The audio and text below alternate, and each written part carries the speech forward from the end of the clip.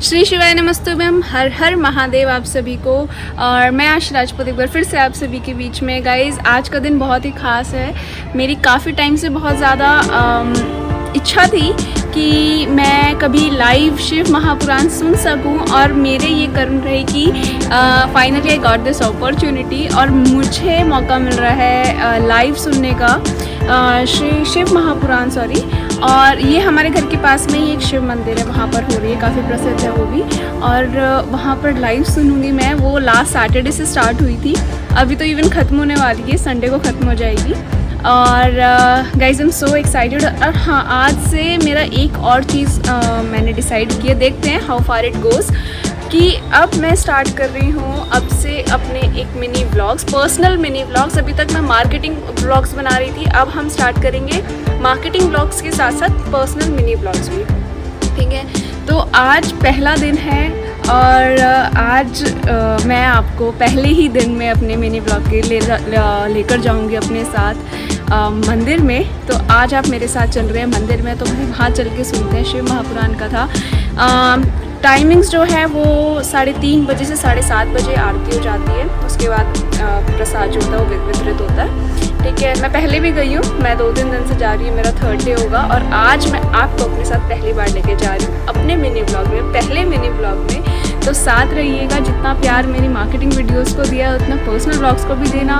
और thank you so much अभी तक साथ रहने के लिए। तो अभी गाइस फटाफट से मैं जाती हूँ, रेडी होती हूँ और फिर चलते हैं। एंड साथ रहिएगा। मैं आपको ट्रक्स में दिखाऊंगी, पार्ट्स में दिखाऊंगी छोटे छोटे, कि कैसे स्टार्ट हुई, कैसे अभी तो वहाँ पर तैयारियाँ हो रही होंगी। फिर मैं दिखाऊंगी आपको जैसे कथा स्टार्ट होती है तब। फिर मैं दिखाऊंगी जब वो बीच में झांकियाँ आती हैं और भजन गाए जाते हैं तब। और जो भी इम्पॉर्टेंट हमारी डेली लाइफ में कोई भी ऐसी प्रॉब्लम नहीं है जिसका सोल्यूशन शिव महापुराण में या कथाओं में नहीं होता। तो शिव महापुराण मेरी पर्सनली बहुत ज़्यादा फेवरेट थी और हमेशा रहेगी। और वैसे तो भगवत कथा भी सुनी है मैंने, लेकिन शिव महापुराण का मेरा बहुत मन था सुनने का। वैसे तो था कि कभी जाना हो ना कहीं बाहर और किसी तीर्थ पे सुने, लेकिन ये मुझे मौका मेरे महादेव ने मेरे ही घर के पास में दे दिया। इससे ज़्यादा लकी बात और क्या ही हो सकती है। तो ये मौका मैं आपके साथ भी शेयर करूँगी और आप भी मेरे साथ चल रहे हैं मंदिर में। और गाइस साथ रहिएगा पूरे ब्लॉग में। Thank you so much, love you all. तो मिलते हैं और चलते हैं फटाफट से मंदिर में। मैं तैयार होके आती हूँ और देन चलते हैं मंदिर में। तो ये हम चल दिए हैं अपने मंदिर की तरफ, पास में ही है घर के मेरे। तो पहुंचने ही वाली हूँ मैं, हार्डली 10 to 15 मिनट्स में पहुंच जाते हैं। और ये दिख गया मुझे मेरा मंदिर, और भाई हम बस अब पहुंचने वाले ही हैं। ये चल दिए हम।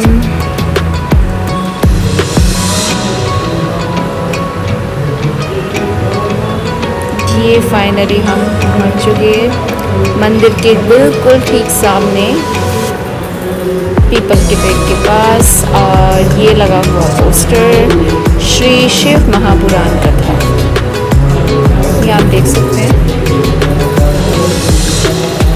श्री शिव महापुराण कथा जो कि 13 अगस्त तक है और 3 बजे से 7:30 बजे तक शाम को रहेगी।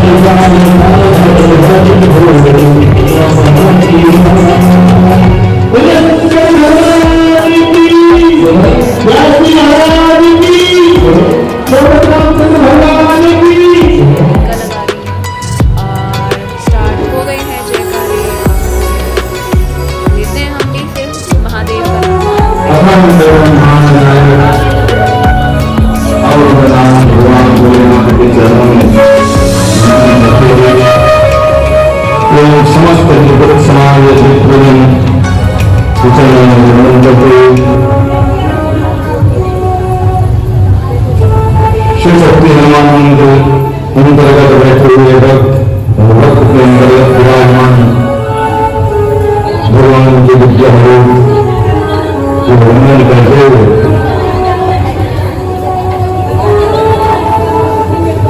कथा शिव महापुराण प्रसंग प्रसाद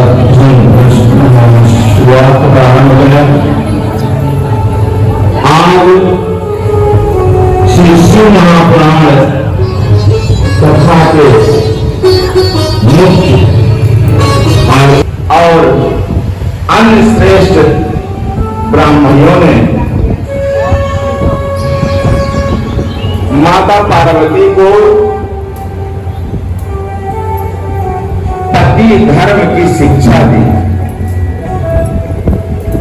जब विवाह संपन्न होता है तो हर माताओं को पति धर्म की शिक्षा दी जाती है कि ससुराल में जाकर के सास ससुर की सेवा कैसे करनी है, पति का आदर कैसे करना चाहिए, पति की आज्ञा का पालन कैसे करना चाहिए, सारे पति धर्म को समझाया है।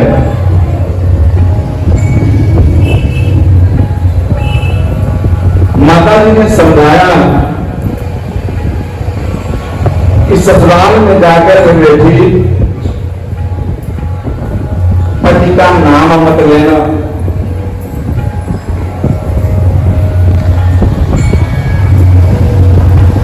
जैसे भी हो पूरे परिवार की सेवा करना,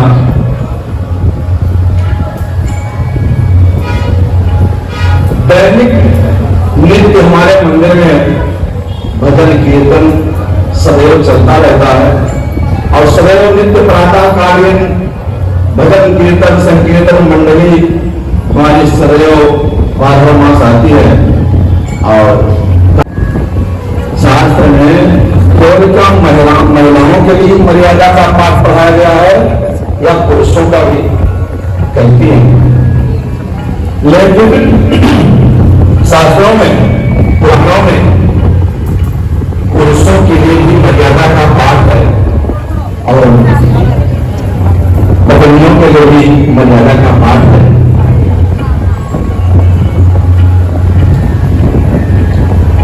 और ये तो शिव पुराण हमारा परिवार केंद्रित ग्रंथ ही है। जन्म से लेकर मृत्यु तक, कारोबार से लेकर व्यापार तक पूरी शिक्षा इसमें दी गई है। विवाह हो जाने के पश्चात माताओं के आगे श्रीमती लग जाता है। अब श्रीमती आजकल तो अंग्रेजों का जमाना है, मैडम कहने से बहुत पसंद हो जाती है महिलाएं, मैडम कहते तो बहुत अच्छा है।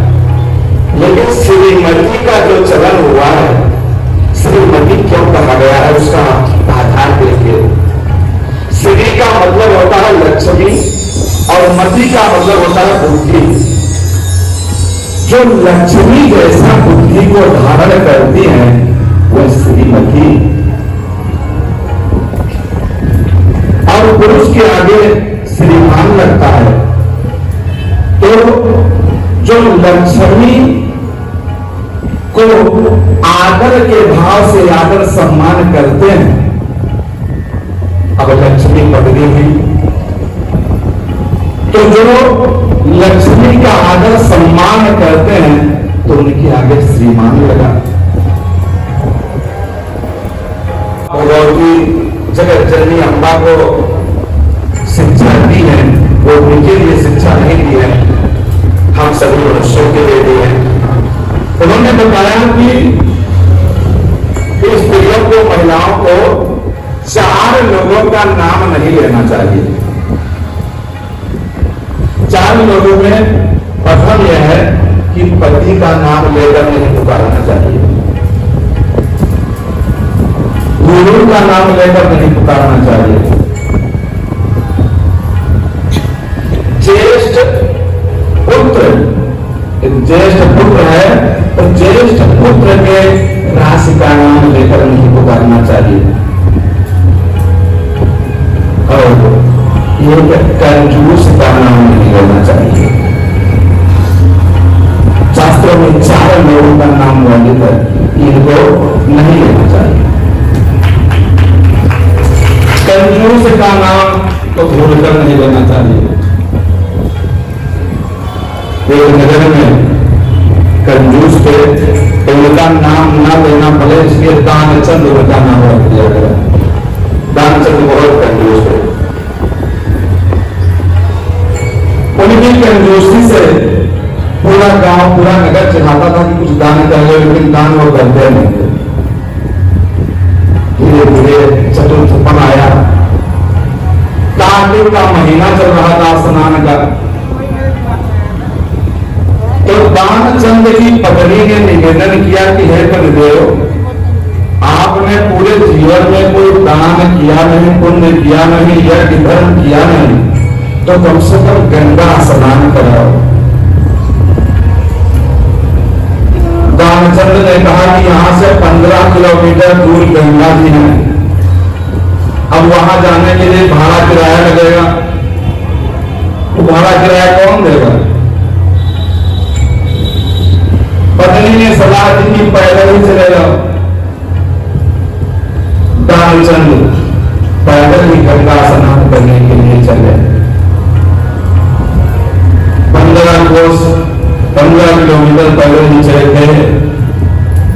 जब गंगा स्नान गंगा घाट पर पहुंचे तो तीर्थों में जो गंगा घाट होता है उस पर हर घाट पर पंडों का ठेका होता है, टेंडर होता है।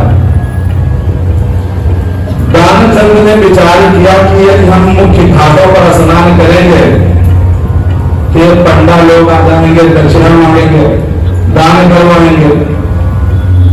दानचंद ने विचार किया कि हम कहीं ऐसे जगह पर स्नान करें जहां पंडा पुजारी कोई ना हो। खोजते खोजते उन्हें मुर्दा घाट नजर आया। मुर्दा घाट सुनसान पड़ा था। दानचंद पहुंच गए मुर्दा घाट पर, देखा कोई था नहीं और अपना कपड़ा उतार करके गंगा जी में उससे भगवान की जो महत कृपा होती है, भगवान भी भक्तों पर किसी पिछले पुण्य के प्रभाव से दया करना चाहते हैं तो भगवान दान पुण्य जबरदस्ती करवा देते हैं कि किसी हिसाब से ये कर दे, इसको इसका उद्धार हो जाए। दानचंद जब डुबकी लगाए और जैसे डुबकी लगाकर निकले जैसे भगवान श्री हरि पंडा के रूप में उन्हें विराजमान हो गए। हर हर महादेव। निर्माण बढ़िया से नहा लो, बढ़िया से निकाल स्नान करके फिर दान पुण्य कुछ करो। भाई तुम कहां से आ गए? कहीं जी हमारा ही घाट है, इस पर जो स्नान करते हैं भक्तजन वो कुछ ना कुछ दान करते हैं। अरे कहीं महाराज आपने मुर्दा घाट भी नहीं छोड़ा, हम तो ढूंढ रहे थे मुर्दा घाट की, यहाँ कोई पंडा पुजारी नहीं आएगा, आप यहां भी पहुंच गए। दानचंद गंगा में खड़े हुए कह रहे कि मेरे पास कुछ है नहीं, मैं कुछ दान पुण्य नहीं करूंगा। भगवान रूपी पंडा ने कहा नहीं, दान तो करना पड़ेगा, चाहे कुछ ही करो। कहे हमारे पास कुछ है ही नहीं, मैं दान करूं क्या? यदि उधार दान लिखना चाहो तो लिख लो, मैं बाद में दे दूंगा या घर पर आना ले लेना। कहीं ठीक है, उधार ही लिखवा दो। पंडा ने कहा कितना लिख लो, 1 रुपया, 10 रुपया, 100 रुपया। तो तब अधेला चलता था, अधेला पाई आना।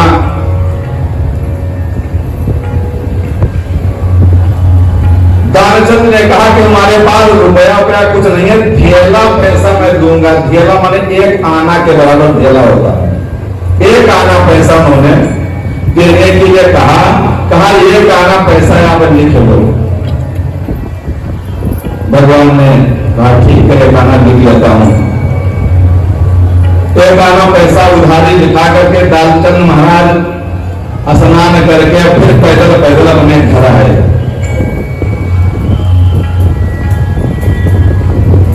घर पर अभी पहुंचे थे, हाथ पर धोया, भोजन भोजन के लिए तैयार हुए, भोजन पर बैठे कि भगवान कौतुकी भगवान पंडा रूप में उनके घर पहुंच गए। गेट खटखटाया। दानचंद की पत्नी ने कहा कि आप खाइए, भोजन करिए, मैं देख कर आती हूं कौन आया है। दानचंद की पत्नी गई बाहर तो देखा पंडा महाराज विराजमान है। हाँ महाराज क्या बात है, क्या काम है? और कहेंगे हमारे यजमान का घर है, हमारे यजमान गंगा स्नान करने गए तो वहां एक आना पैसा उधार करके आया, वही लेने आया हूं। तो कहीं महाराज तो अभी पहुंचे हैं, भोजन कर रहे हैं। कहीं ठीक है भोजन कर लेंगे तो फिर पैसा हम ले लेंगे अपना। जाकर बताया दानचंद से कि पंडा महाराज आए हैं। पंडा याद है? हाँ पंडा जी आए हैं कि वहां पर उधार करके आए हैं, दक्षिणा वही लेने आया हूं। दानचंद ने कहा कि कह दो सो रहे हैं। ठीक है, जाकर क्या होती स्त्री थी, जाकर बोली महाराज वो तो सो रहे हैं। ठीक है हमारे जजमान है, सो लेने दो, आराम कर लेने दो, जब जगेंगे तब अपना हम दक्षिणा ले लेंगे। फिर आकर बताइए कि वो पंडा जी कह रहे हैं कि सो लेने दो, सोकर जब उठेंगे तब हम ले लेंगे। दानचंद ने कहा कि नहीं, पंडा मिल गए हमें। उन्होंने कहा जाकर बोल दो कि वो मर गए, तब तो नहीं बैठे रहेंगे। उनकी पत्नी ने जाकर कहा महाराज अभी ठीक ठीक आए थे, खाए पिए सो रहे थे, वो तो मर गए। पंडा ने कहा कि मर गए हो, बहुत बढ़िया आदमी थे। अच्छा कोई बात नहीं, हमारे परम जजमान हैं, अब तो मैं उनका क्रियाक्रम कराकर ही जाऊंगा, हमारा फर्ज ही बनता है।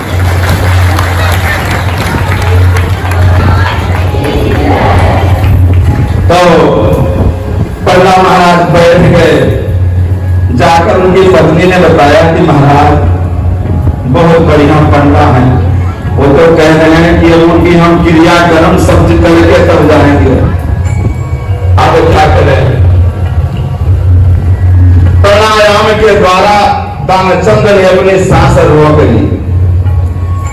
भगवान ने अपने कौतुक से कई स्वरूप बनाकर पूरे नगर में बता दिया कि दानचंद मर गए। अब सब देखने आने लगे, सब लोग देखने आते हैं, उनकी पत्नी को आश्वासन देते हैं कि चलो कोई बात नहीं है, तो जीना मरना लगा ही रहता है, सबको एक दिन जाना ही है। अब वो बेचारी चिल्लाती है कि नहीं मरे नहीं है, लेकिन उसकी बात कोई नहीं सुन रहा था कि मारे मोह के कह रही है कि मरे नहीं है। कोई बात नहीं, मरना जीना तो लगा रहता है। अब गांव नगर वाले उनकी अपना जो अंत्योष्टि की सामान होती है मंगाया, सामान मंगा करके उस बांस के आसन पर लेटाया गया। सांस रोक रखा है दानचंद ने। पंडा बाबा ने सोचा कि तो नीक यजमान मिल गया है, लाओ एक बार इसके कान में बताऊं, शायद उठ जाए, मान जाए, नहीं गांव वाले ले जाकर जला ही देंगे। तो जब बांस के आसन पर विराजमान करवाया दानचंद को, तो पंडा बाबा उनके कान में जाकर कहते हैं कि भाई उठ जाओ, अरे ये खाना पैसा के लिए जाने बना रहे हो, तो आंख नहीं खोला। सभी लोग गांव वाले मिलकर के उनको अंत्योष्टि स्थल तक पहुंचा दिए। लकड़ी जोड़ा गया, लकड़ी पर लेटाया गया, सांस रोक रखे दानचंद महाराज। जब पूरी तैयारी हो गई तब पंडा बाबा ने कहा कि देखो भाई, हम इस यजमान के गुरु हैं और अब ये तो बेचारे परलोक सिधार गए हैं, तो अब इनके कुछ कान में मैं मंत्र दीक्षा दे दूं जिससे उनका उद्धार हो जाए। तब सबने कहा ठीक है महाराज, इनके कान में दीक्षा आप दे दीजिए। आज भी प्रथा है कि यदि कोई दीक्षा न लिया हो, पूरा जीवन व्यतीत हो जाए, और दीक्षा विधान न किया हो, गुरु न बनाया हो, तो मुर्दा होने पर भी दीक्षा विधान कर देते हैं। काशी में विशेष करके कान में जाकर के राम राम की दीक्षा दे ही देते हैं। पंडा बाबा ने कहा कि कान में जाकर के कहा कि आया हूं वैकुंठ से, तुमसे नाता जोड़। भाई वैकुंठ से मैं तुमसे नाता जोड़ने के लिए आया हूं। एक पैसे के हक से क्यों रहा है प्राण छोड़। जब उन्होंने सुना कि आया हूं वैकुंठ से तुझसे नाता जोड़, तो दानचंद्र ने आंखें खोली और जैसे पंडा की सूरत देखी फिर बंद कर लिया। फिर बंद किए हुए आंख से उन्होंने कहा कि हे महाराज, आए हो वैकुंठ से हमसे नाता जोड़, तो ये खाना जो पैसा है उसको दो, तुम छोड़।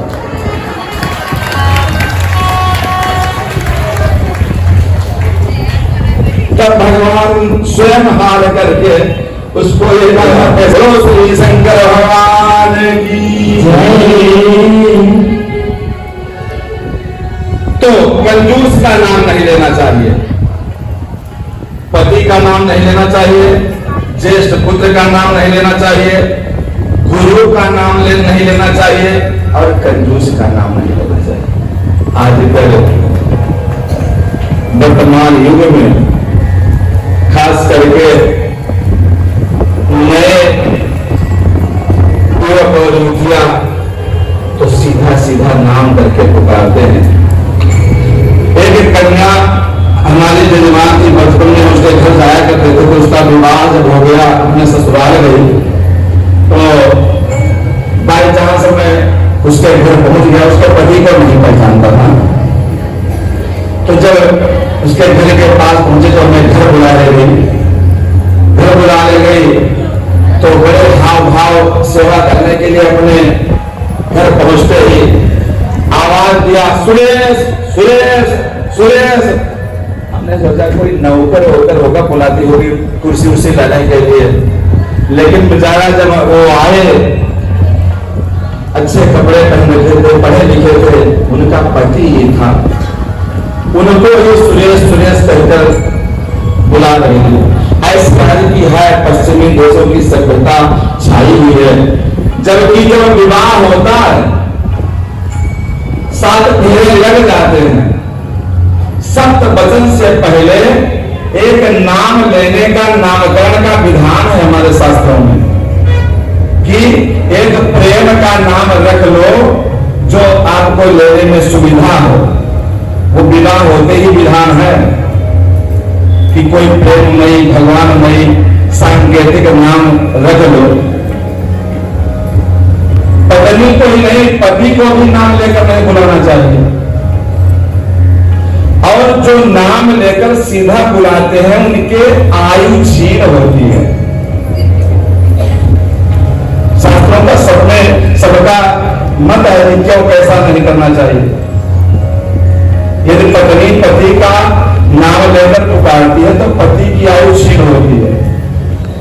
पत्नी का नाम लेकर पति पुकारता है तो पत्नी की आयु क्षीण होती है।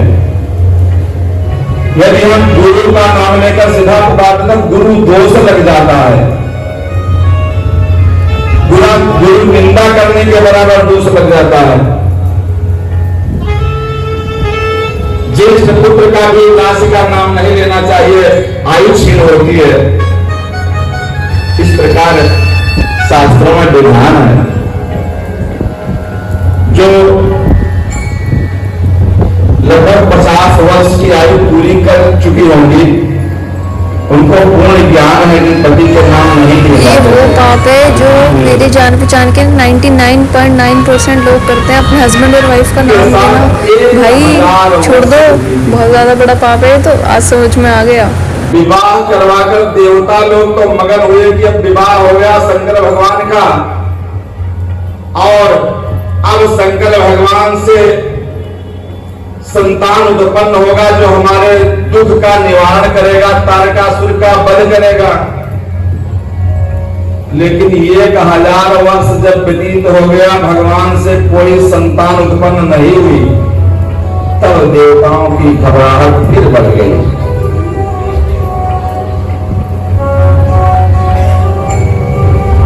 समस्त देवता मिलकर के विचार किया कि हम लोग शंकर भगवान के पास चलें, उनसे निवेदन करें।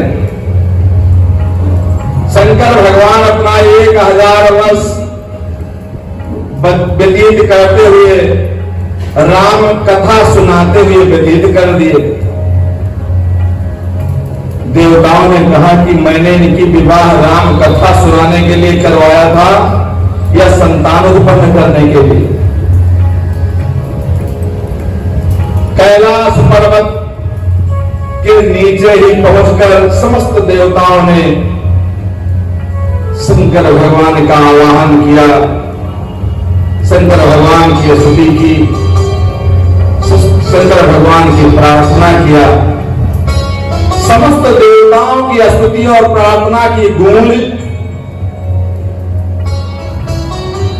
शंकर भगवान और पार्वती जी जहां विराजमान थे वहां तक गई। संजोग बस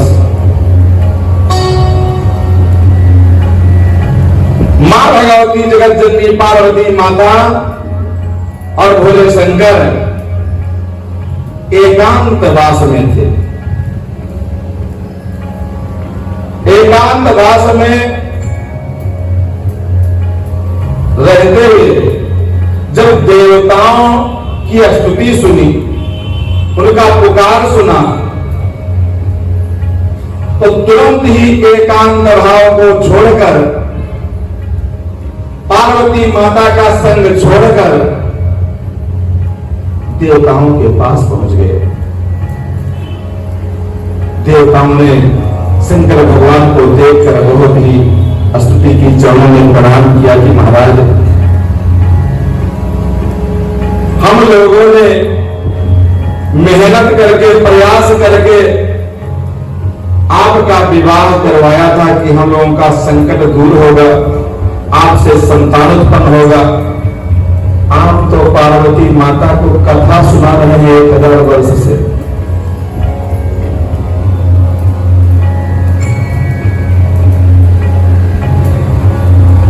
शंकर भगवान ने कहा कि हे देवों, बड़े ही कुसमय, खराब समय पर आप लोगों का आगमन हुआ। मैं तो आप लोगों का कार्य करने ही जा रहा था। संतान उत्पन्न करने का ध्येय बन चुका था। तब तक आप लोगों ने पुकार लगा दी। मैं भागता हुआ यहां चला आया, और शंकर भगवान जब वहां पर पहुंचे, एकांत भाव मां भगवती पार्वती का संग त्याग करके आए थे, तो वहां पर उनके शरीर से तेज राशि गिर गया। जब तेज राशि गिरा, तब देवताओं की प्रेरणा से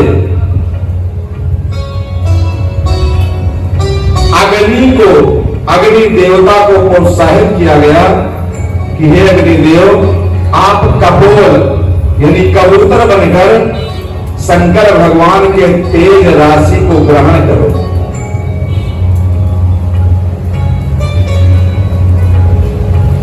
देवताओं की आज्ञा मानकर अग्नि देवता ने कबूतर कपोल का रूप धारण करके और शंकर भगवान के तेज राशि को ग्रहण कर लिया। लेकिन भगवान की तेज राशि इतनी प्रबल थी कि उसकी प्रबलता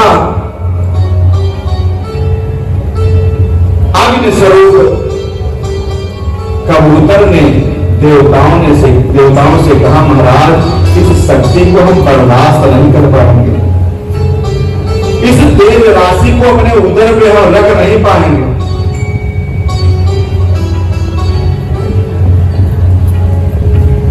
तब देवताओं ने कहा कि ठीक है, तुम हिमालय पर जाकर हिमालय के पृष्ठभाग पर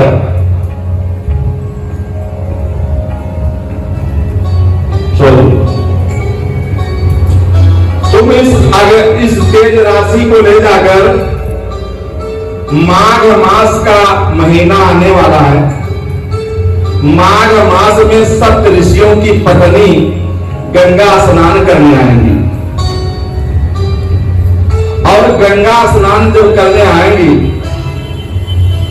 तो माघ के महीने में स्नान के बाद उनके शरीर में ठिठुरन उत्पन्न होगी, ठंडा लगेगा, और जब स्नान करके बाहर निकलेंगी तो आप एक अग्नि स्थापित करके उसी में इस तेज राशि को प्रवाहित कर देना, और जब ऋषि पत्नियां उस आग का सेक करेंगी, तपेंगी, तो ये तेज राशि उन ऋषि पत्नियों के उदर में चला जाएगा, तुम्हें फुर्सत मिल जाएगी।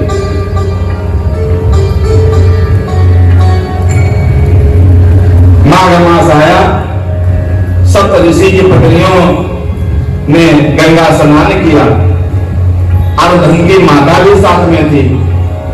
जब बाहर निकली तो सबको बड़ा ठंडा लग रहा था। आकस्मिक अग्नि जलते हुए देखा तो अर्धंगी माता से और 6 ऋषि पत्नियों ने निवेदन किया कि माता, ठंड बहुत लग रहा है, अग्नि सेक लें। तो अर्धंगी माता बहुत माताएं स्नान करती हैं, स्नान के नियमों को धारण करती है, उन्हें पराया अन्न नहीं खाना चाहिए, दूसरे की अग्नि सेकनी नहीं चाहिए, ये विधान है। लेकिन सब जानकर भी यदि गलती करती है तो उसका दुख भुगतना पड़ता है। माता अर्धंगी ने मना किया कि आप लोग अग्नि न सेकें, लेकिन 6 ऋषि पत्नियों ने उस अग्नि में सेक लिया, अपना हाथ दिखाया, तो उस अग्नि के रास्ते से शंकर भगवान का तेज उनके उदर में चला गया। अब जब उनके उदर में पहुंचा तो वो भी निर्बल हो गई। अर्धंगी माता से चिल्लाई कि माता, मेरे पेट में तो गर्भ जैसा प्रतीत होता है, अब मैं घर जाकर अपने घर वालों से क्या कहूंगी। समस्या उत्पन्न हो गया। माता ने समझाया कि मैंने कहा था कि अग्नि मत तपो। अचानक यहाँ कोई आश्रम नहीं है, यहाँ कोई कुटिया नहीं है, वहां कोई जन रहने वाला नहीं है, अचानक अग्नि उत्पन्न हुआ तो उस पर विचार करना चाहिए। आपने विचार किया नहीं। तो यह है कि अब आप लोग हिमालय के पृष्ठभाग में जाकर इस तेज राशि को रख दीजिए। तो आप योग द्वारा 6 ऋषि पत्नियों ने जाकर हिमालय के पृष्ठभाग में अग्नि के द्वारा पाए हुए भगवान शंकर के तेज राशि को रख दिया। जब हिमालय पर्वत पर वो रखा गया तो हिमालय में भी जलन हो गई। हिमालय भी त्राहि त्राहि करने लगा कि हे देवताओं, ये तेज राशि मैं भी बर्दाश्त नहीं कर सकता। तब देवताओं ने कहा कि महाराज, गंगा जी में डाल दो। तब राशि को गंगा जी में डाल दिया। गंगा जी में पड़ते ही तेज रास मां भगवती गंगा को दुख होने लगा। उनमें अग्नि के समान पीड़ा देने लगा। तब गंगा जी देवताओं से निवेदन करने लगी और निवेदन करते करते जब उनका दुख असह्य हो गया तो उन्होंने उस तेजो राशि को सरकंड वन में फेंक दिया और जब गंगा से निकल करके वो शंकर भगवान का तेज सरकंड में पहुंचा तो दिव्य बालक का रूप धारण कर लिया। दिव्य बालक का रूप धारण करके रुदन करने लगा। संयोगवश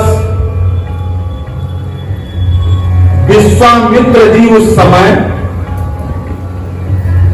विश्वामित्र जी वैसे क्षत्रिय वंश से थे, राजपूत थे। गुरु वशिष्ठ से कुछ आचार विचार में स्पर्धा हो गई।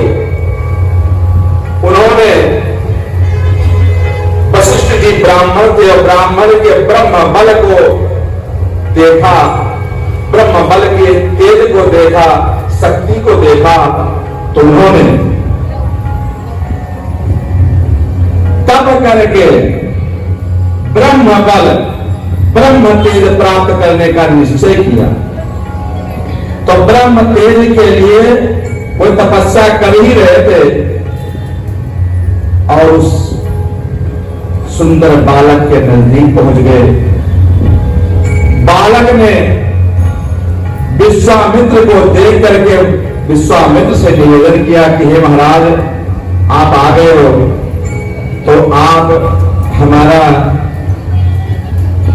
नामकरण संस्कार करो, हमारा नाम रखो, हमारे नामकरण संस्कार की विधि पूर्वक करवाओ। तब विश्वामित्र ने कहा कि हे मनोहर बालक, मैं जाति से क्षत्रिय हूं, राजपूत हूं। मेरा पूजा पाठ करने का, नामकरण करने का कार्य ही नहीं है। कैसे मैं ये विधान संपन्न करवाऊं? तो बालक ने कहा कि हे विश्वामित्र, मैं अपने तेज पुंज से तुम्हें आशीर्वाद देता हूं कि हमारे तेज से तुम्हें ब्रह्म तेज प्राप्त हो जाए, तुम ब्रह्म ऋषि हो जाओ। राज ऋषि को छोड़कर तुम ब्रह्म ऋषि हो जाओगे। तो उस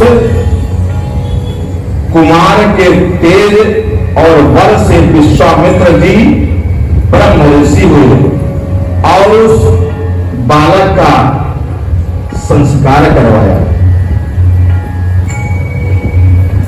संस्कार जो करवा दिए, उसी समय देवलोक से 6 कृतिकाएं स्नान करने के लिए आई। 6 कृतिकाएं जब स्नान करने के लिए आई और सुंदर बालक को देखा तो सब मोहित हो गए, बाल भाव में मोहित हुई। 6 कृतिकाओं ने स्नान करके और 6 में स्पर्धा होने लगा कि मैं इस बालक का पालन पोषण करूंगी, मैं इसको दूध पिलाऊंगी। 6 कृतिकाओं में आपसी झगड़ा होने लगा और झगड़ा से फिर रगड़ा होने लगा और रगड़ा भी तगड़ा होने लगा। रुद्र भगवान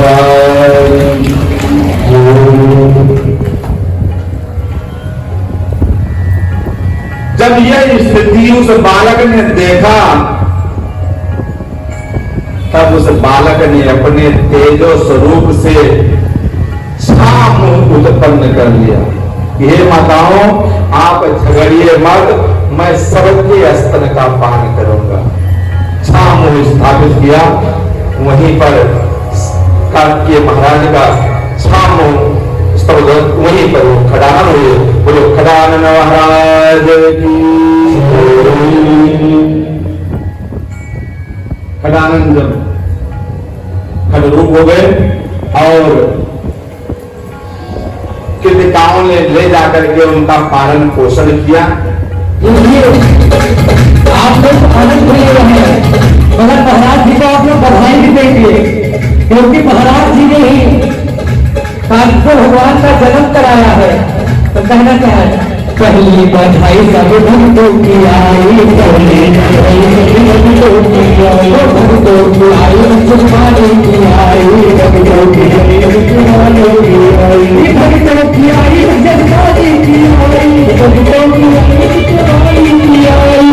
की आई, सुखाने की आई, भक्तों की आई, जगदाने की आई, भक्तों की आई, सुखाने की आई, भक्तों की आई, कार्तिकेय स्वामी महाराज की।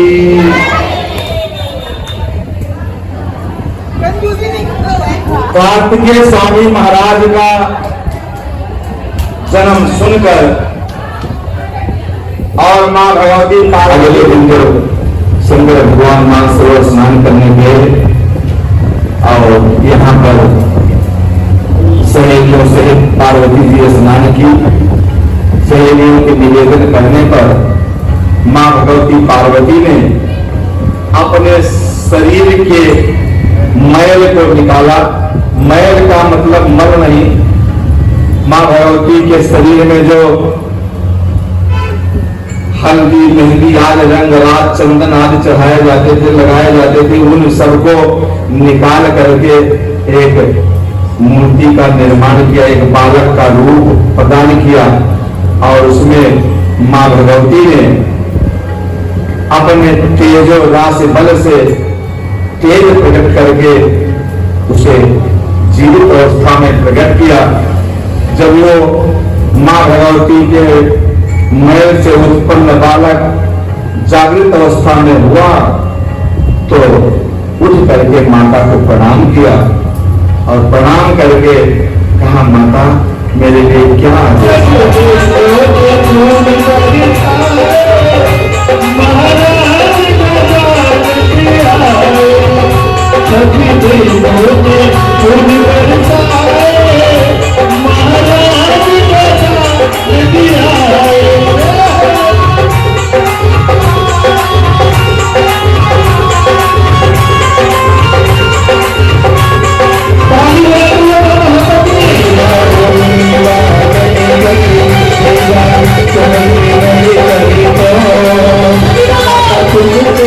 बड़ी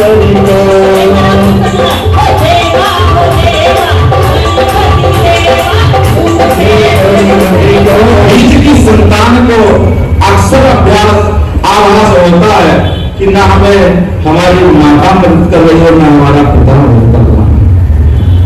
95% बीज की संतान सन्यासी है, महात्मा। शंकर भोलेनाथ और पार्वती माता संशय में हो गए कि किसको कहा जाए कि इनका विवाह कर दें। तब भोलेनाथ ने कहा कि ये भाई, आप दोनों का विवाह होगा, आप दोनों इस पृथ्वी का परिक्रमा करो। परिक्रमा करने के लिए जाइए, जो सर्वप्रथम सबसे पहले पृथ्वी की परिक्रमा करके आ जाएगा तो उसका विवाह सबसे पहले किया जाएगा। दोनों बच्चे बहुत परेशान हुए। काप के स्वामी ने तत्काल अपने वाहन मयूर को तैयार किया। मयूर की रफ्तार बहुत तेज होती है और वो मोर पर चढ़कर पृथ्वी परिक्रमा के लिए निकल गए। गणेश भगवान बुद्धि के जनक हैं। प्रखर बुद्धि वाले गणेश भगवान ने अपने मूषक की तरफ देखा कि वे मूषक पर बैठकर पृथ्वी का परिक्रमा करने जाएंगे, पृथ्वी की परिक्रमा लगाएंगे, तो हो सकता है एक युग बीत जाए, मेरा विवाह ना हो। उन्होंने स्नान किया, स्नान करके अपने माता पिता को बिठाया, षोडशोपचार विधि से पूजन किया, चरण वंदना की, स्तुति किया और वहीं पर अपने माता पिता की 7 परिक्रमा को प्रदक्षिणा लगाई।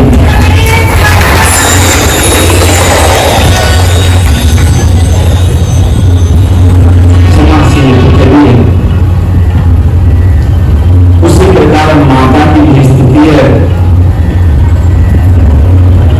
बच्चे को गर्भ में धारण करने से लेकर बच्चे को पालन पोषण 10 वर्ष तक करने तक का सारी प्रक्रिया माता करती है। गणेश भगवान ने कहा कि माता पृथ्वी है, पिता आकाश है। आपने केवल पृथ्वी की परिक्रमा करने की, बच्चों को अपने माता पिता की सेवा करनी चाहिए, माता पिता के चरण स्पर्श करने चाहिए, माता पिता के आदेश का पालन करना चाहिए, माता पिता के द्वारा बताए गए रास्ते को ग्रहण करना चाहिए, माता पिता के डांट को सुनना चाहिए।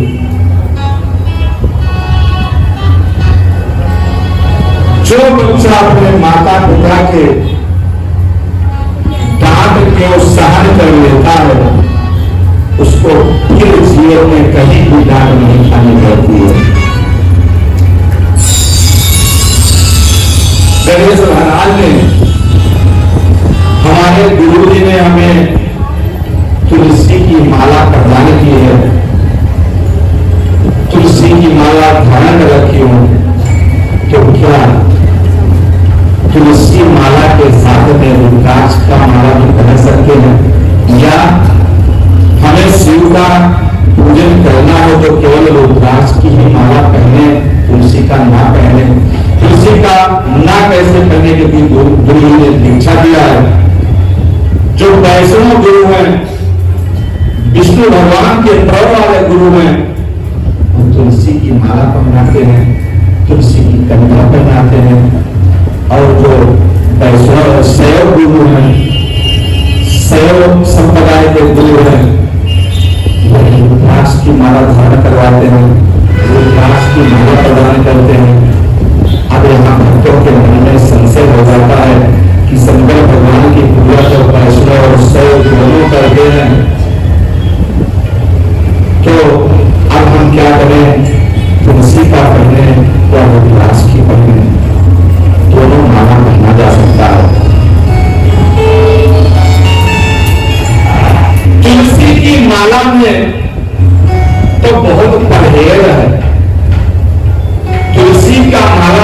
करने के लिए पैसा होना बहुत जरूरी है। तुलसी की माला पहन कर यदि आप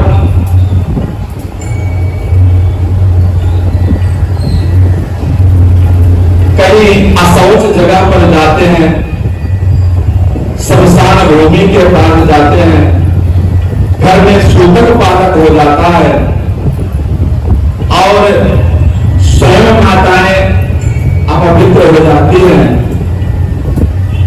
उस अवस्था में तुलसी की माला धारण नहीं कर सकते हैं।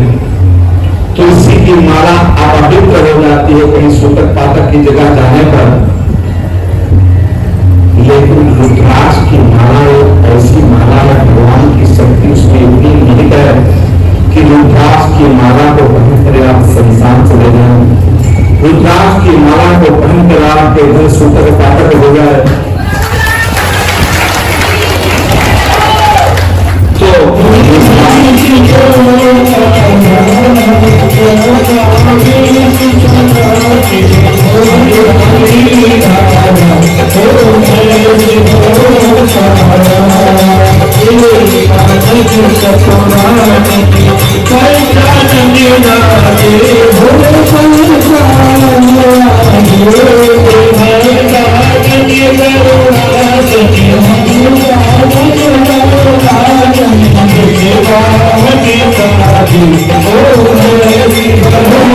पार्वती माता की, श्यामपति रामचंद्र भगवान की, अनंत भगवान श्री हनुमान स्वामी महाराज की, वृंदावन बिहारी लाल की, सत्य सनातन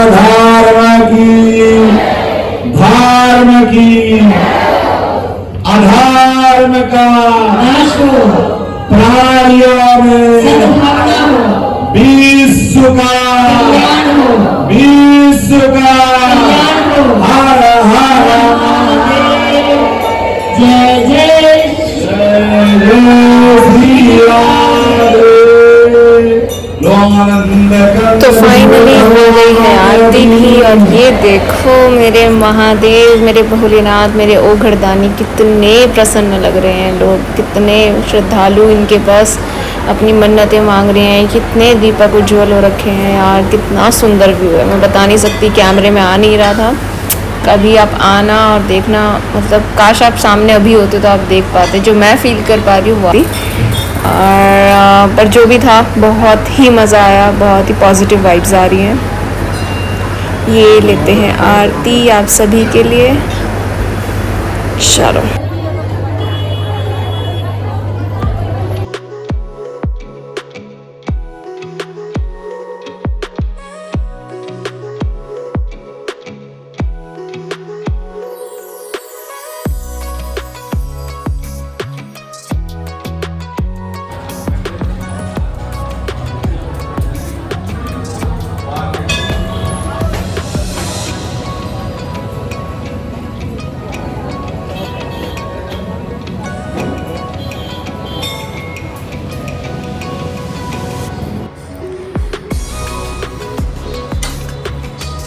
तो गाइस फाइनली आ गए हैं हम अब घर। आपको ये प्रोग्राम कैसा लगा, कैसी लगी आपको कथा, कैसे लगे आपको भजन? मुझे समझ ही नहीं आ रहा था यार, अकेले पड़ गई थी मैं कि कैप्चर कैसे करूँ पूरा का पूरा मोमेंट। बहुत सारी चीज़ें उन्होंने बताई जो हमारी डेली लाइफ से रिलेटेड है, बहुत सारी चीज़ें हमें सीखने को मिली। मुझे आज पता चला, मतलब शिव जी की 5 पुत्रियों का 10 पुत्रियों का नाम तो पता था, लेकिन उनके 8 पुत्र भी थे, वो भी आज पता चला कि उनके भैया 8 बेटे भी थे, ठीक है। और बहुत सारी चीज़ें पता चली, कैसे रुद्राक्ष का उत्पन्न हुआ, सारी चीज़ें। और भाई मैं बहुत खुश हूँ, मुझे तो पर्सनली बहुत अच्छा लगा। आप बताना, शायद मैं उस तरह से कैप्चर नहीं कर पाई होंगी चीज़ों को। अगर आप भी आना चाहते हो तो आप आ सकते हो। महावीर एन्क्लेव पार्ट 3 में ये मंदिर है और श्री शिव शक्ति के नाम से ये मंदिर है, और आप भी आ सकते हो और आप भी लाइव सुन सकते हो। और हाँ, आज वो टाइम मैं कैप्चर नहीं कर पाई, जिनको भी भागवत कथा का पाठ श्रवण करना है, कथा श्रवण करनी है, वो लोग भी आ सकते हैं इसी सेम मंदिर में।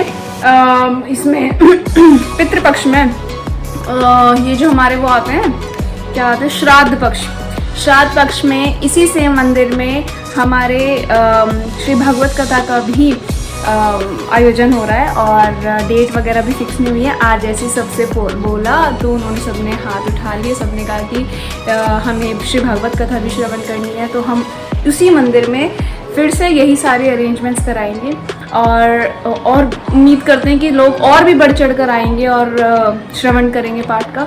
आप लोग भी अगर आना चाहते हो तो आप भी आ सकते हो। महावीरेंद्र में ये मंदिर श्री शिव शक्ति के नाम से, आप भी आइए, पाठ सुनिए, कथा सुनिए और भाई पुण्य कमा लो थोड़ा सा, हमारी तरह पाप तो बतेरे हो गए।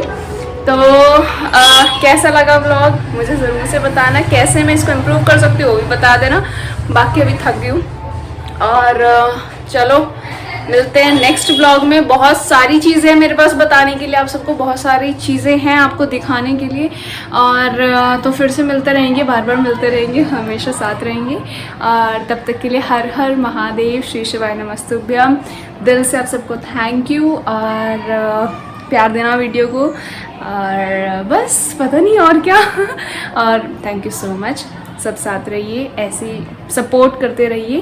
Thank you so much and all because of you और ऑल बिकॉज ऑफ महादेव। सो हर हर महादेव। तब तक के लिए बाय बाय, मिलते हैं नेक्स्ट वीडियो में बहुत जल्द। हर हर महादेव, बाय।